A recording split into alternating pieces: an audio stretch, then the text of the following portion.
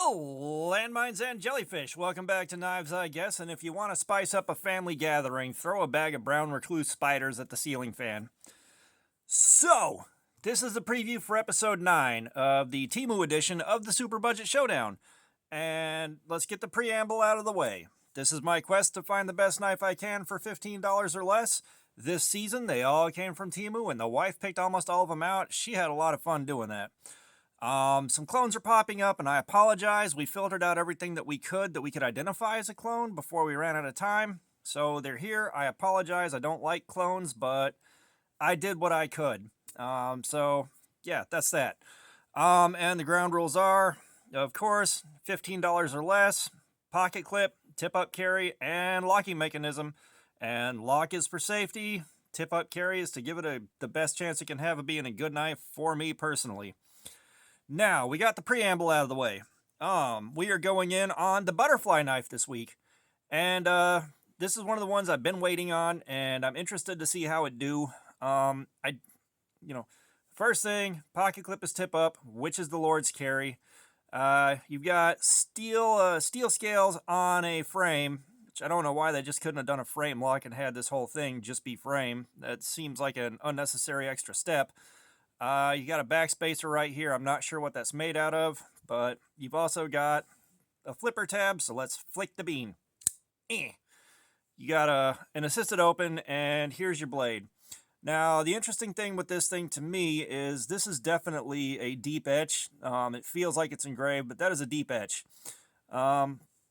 This is paint on the scales, and I'm hoping this holds up for the whole week on these scales, because the wife wants this once the season's over. And I don't blame her. I like how goofy this thing is. I would carry this just for the entertainment value alone. And I'm not seeing anything that's setting off alarms for problems while carrying. The pocket clip is generous on the spacing. It's really nice and smooth right here. It's a nice slow curl, if you want to call it that.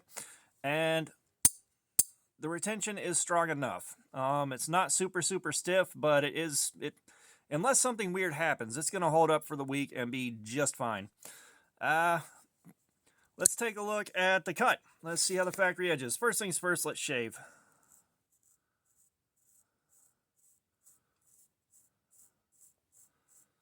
Like a lot of the rest, there's a handful of hairs and dead skin. That was one of the things that was interesting about Cardboard Slayer on this last one I just did. By the time I hit the 350-400 mark, it wasn't even pulling up dead skin. But, so like these three right here, it shaved a little bit out of the box, a few hairs, nothing too crazy.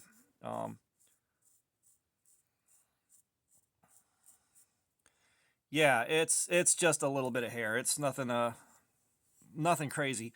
So, it's got that going for it. And let's see how it does on copy paper. Come on. Daddy needs a new pair of something or other. That is decent. I didn't even make 2 cuts before I messed it up. I made myself sad. Let's try one more. Uno mas. Okay, so I got that one right. Let's break out the newsprint. Let's see how I do on that one. Get over here. Get over here.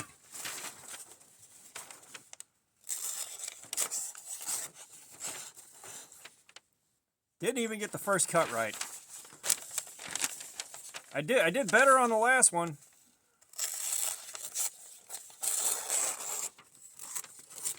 So yeah, that's a good cut on newsprint. I am struggling to get those cuts clean. I guess it's just not my day-to-day. So this is going to be episode 9 right here. This is another one I got high hopes for. The build quality is there. The ergos seem like they're there. And it's not really got any crazy shape to it. It's not super thick.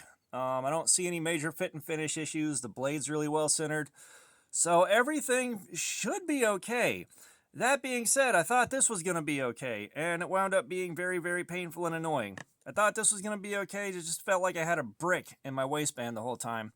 So, like I said, my first guess is it's going to be all right. I could be proven wrong. We will see. And the assisted open. is nice and snappy, unlike this one. This one feels good to open and close. So, that's what we got. And Tim, again, I will raise you the far superior purple drink. The NOS GT Grape is far superior to any unsugared monster with artificial flavoring that personally I can't consume without feeling kind of sick for the rest of the day. So, all that being said, thanks for looking at my crap. Subscribers, you guys keep showing up. I am so grateful. It's humbling. Comments, I love some feedback. And all that being said, y'all have a nice day.